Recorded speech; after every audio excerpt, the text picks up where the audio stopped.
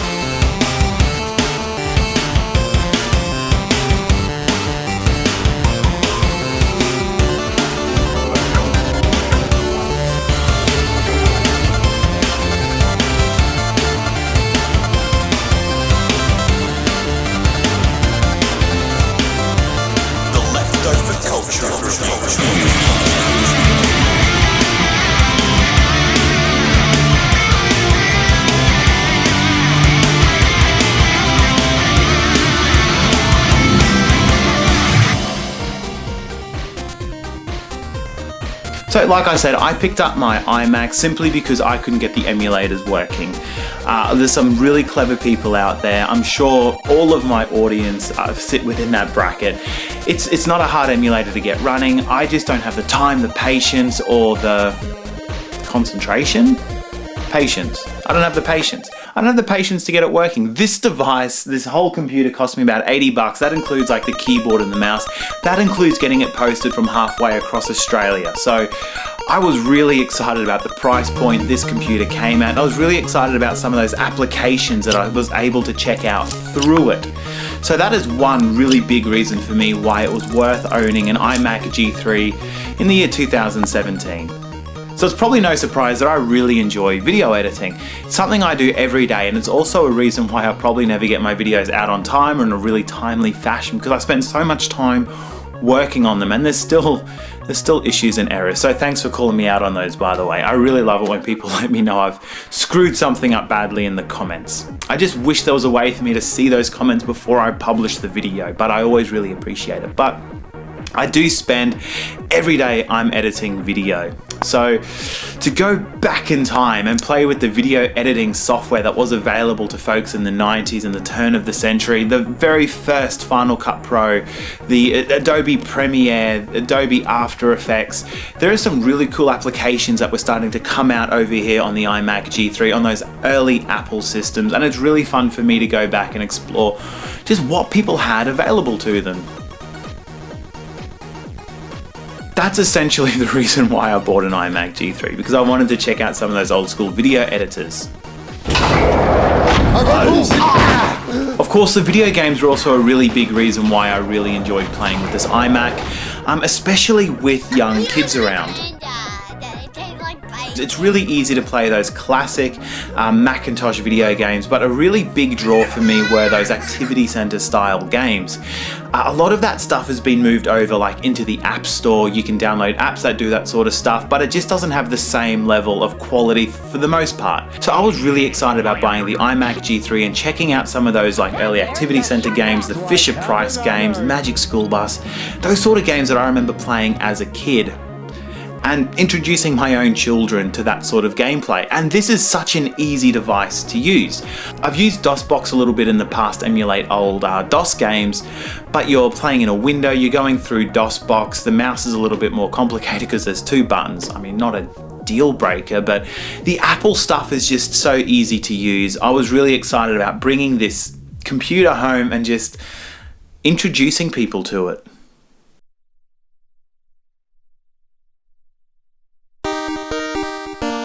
And last but not least, when it comes to the iMac G3, is just the way it looks. It is such an iconic piece of Apple hardware.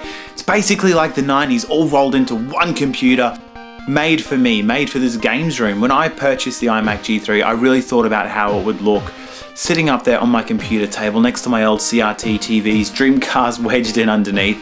I really love the way this computer looks. It's got the translucent case, it's got a big CRT sitting in the front, it's got the bright colors, it's got textures. I just love the design. And you're not gonna find computers like this. It's not sleek, it's not sexy, it is 90s. It looks freaking tasty.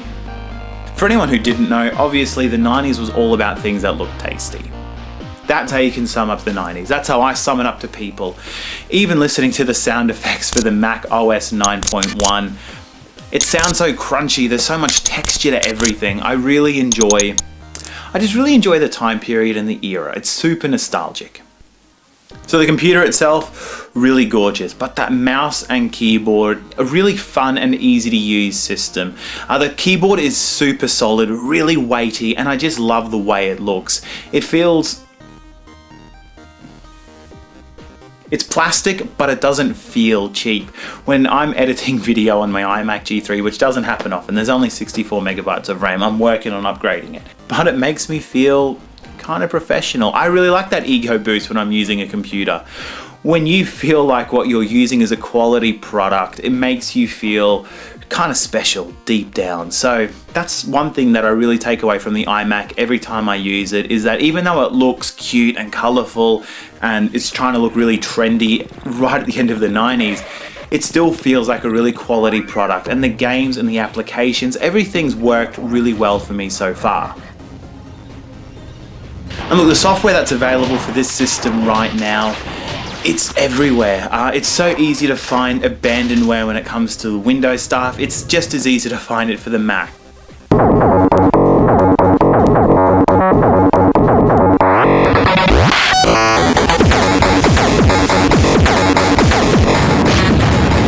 So I wanted to finish on a few bonus tips just for you guys, because I don't want anything bad happening to you. I really enjoy talking about these things that I'm super passionate about, but I also realize that people don't always have the same experience of things that I do, so I thought I'd talk about a few drawbacks that I've had since owning the iMac G3. First things first, it's heavy. It's heavy and it's kind of big. There's no real way to like minimize the size because it is what it is. It's a built-in, all-in-one computer. You plug in your keyboard. It's the first Macintosh that shipped with USB slots. It's got a CD drive, but it doesn't have a floppy drive. So that's also caused problems for me now. The CD drive is super flaky. They wear out after a little while. This one's been running for a really long time. So the CD drive is super flaky, and the USB only supports like peripherals and USB storage. It doesn't work as a boot drive. So when I got my computer, within the first week, I corrupted the operating system. I was moving around a lot of files, I was copying things on, I was installing applications, and it froze. Sometimes computers freeze, and this one froze on me. It's frozen a lot more than I've ever had on a newer, like Mac OS X, but this computer does freeze occasionally. It's usually very good, but in this particular occasion, it froze while unzipping something or unstuffing it, as you say in the Mac world occasionally. Unstuffing a file, it froze, I turned it off and on again, and I got a little Mac face with the question mark. So that essentially means that it can't read the boot drive, it can't find the boot drive. There are ways to recover a boot drive. I didn't have any of the recover disks. I was planning on wiping the operating system anyway because I wanted to start fresh with it. It shipped with obviously OS 9.1 on it already, but someone was using it. There were files on there. It gave me a good opportunity to wipe the operating system, but I had to do all that through the CD drive. There was no way for me to be able to plug in a USB drive and boot the installation files through that USB slot. So If your computer's not coming with a working CD drive, you might be in trouble. I haven't tried plugging in an external USB CD drive. That was an extra option, but the CD drives are going to be flaky. You might want to have a backup option, especially with how easy it can be to corrupt the boot drive. So the combination of the age of the device, flaky CD drive, USB ports just don't have the same compatibility as they do now on current Macs. Like I recently wiped my 2010 iMac and updated the operating system there as well. And that was a much more simple process where you can actually make a boot disk out of a USB drive, but not an option here. Second fun little project I've been trying to do with my computer is it only came with 64 megabytes of RAM, which is fine for 95% of everything I want to do with it. Some of the newer games don't run as well, or you need to use the virtual memory to get things started. Programs like Final Cut Pro require more RAM just as recommended. I can get it running on here through like the virtual memory system, but it's not efficient. It's really slow. So I've been trying to buy RAM to put in it. This RAM works. It doesn't. This RAM doesn't work. This RAM fits. It's the right size. I suspect it's the right density. The iMac isn't recognizing it. I've tried different RAM slots. So it's just another thing to be aware of, is that the information for these sort of systems can be kind of hard to come across. There's no like official Apple RAM support anymore for this sort of stuff. All the forums on the Apple website have been removed. I'm just kind of winging it at this point, trying to find RAM that'll work in this computer. So yeah, look, RAM has been a bit of an issue, but the iMac has been a really awesome computer, especially when you take into consideration why I bought it and the young family that get to use it and check out some of those games that I played as a kid. It's been really exciting for me to bring some of that stuff and make it come to life for them. So thank you guys so much for watching the Leftover Culture Review. Tune in next time for some more leftover culture. Cheers, guys. You guys are ridiculous. Yeah, I'm waving in the photo. I know. I think it's pretty good when there's like a cool shot with people like kids happening in it. You think it's cool having a shot with kids happening in it? Yeah, I think it's a bit cute. You think it's cute? Yeah. You think you're cute? Yeah, we think we're cute. Oh, look on the flowers.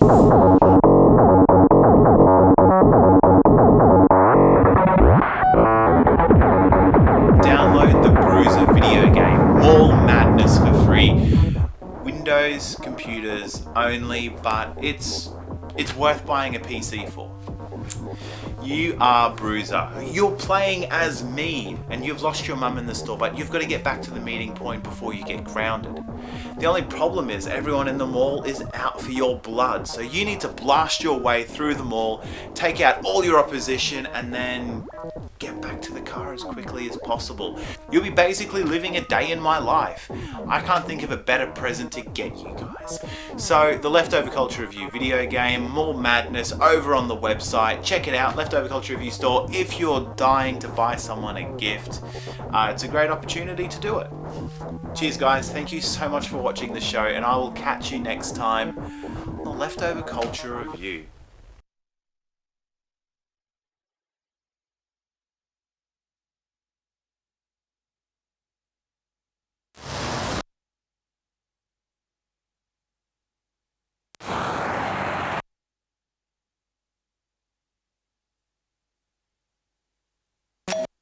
Welcome, kind shopper, to my humble store.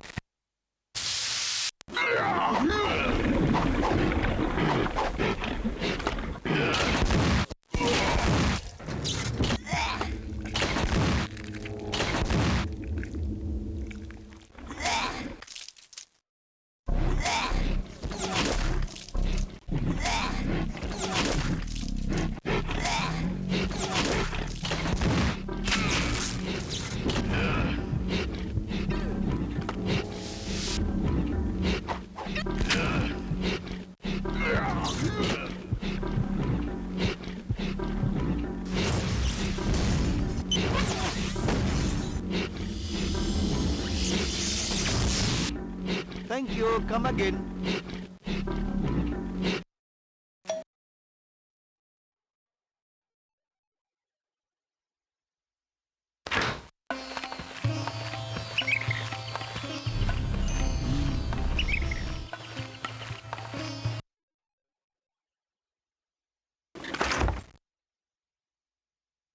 Thank you. Come again.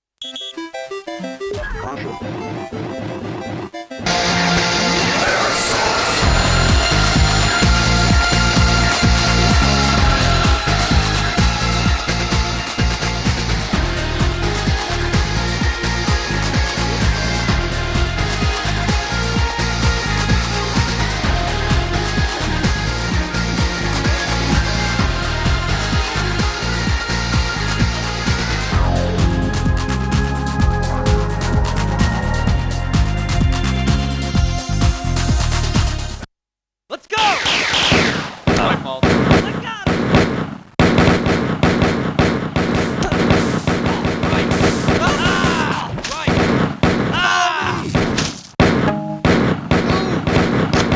Get out of the way! Right. My fault. Get out of the way! Behind! Ah!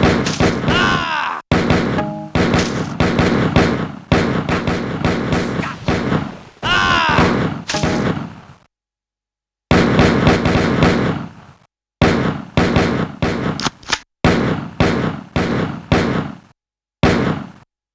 I got it! Get me out of here! Get me out of here!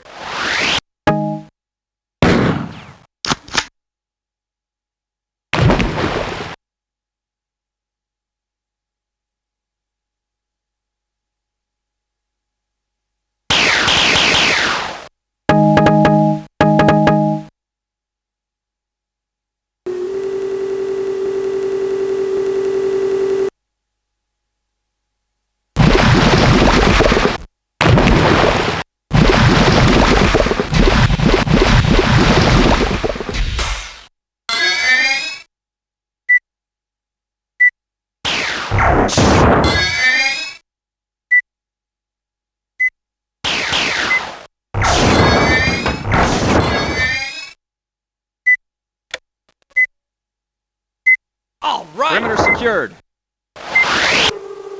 We're clear.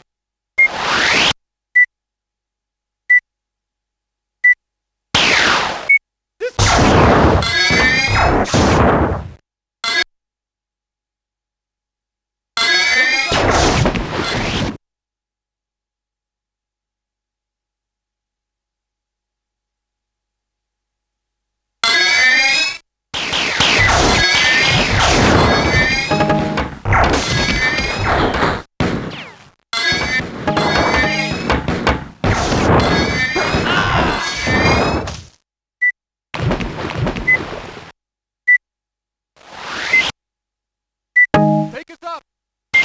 Over!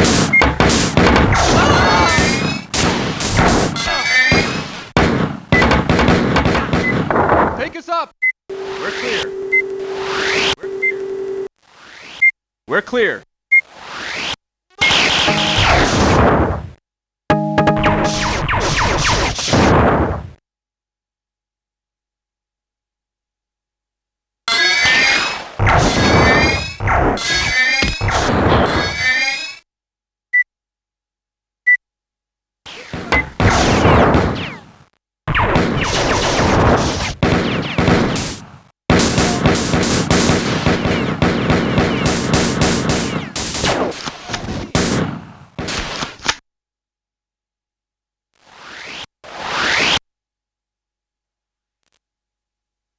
Take us up!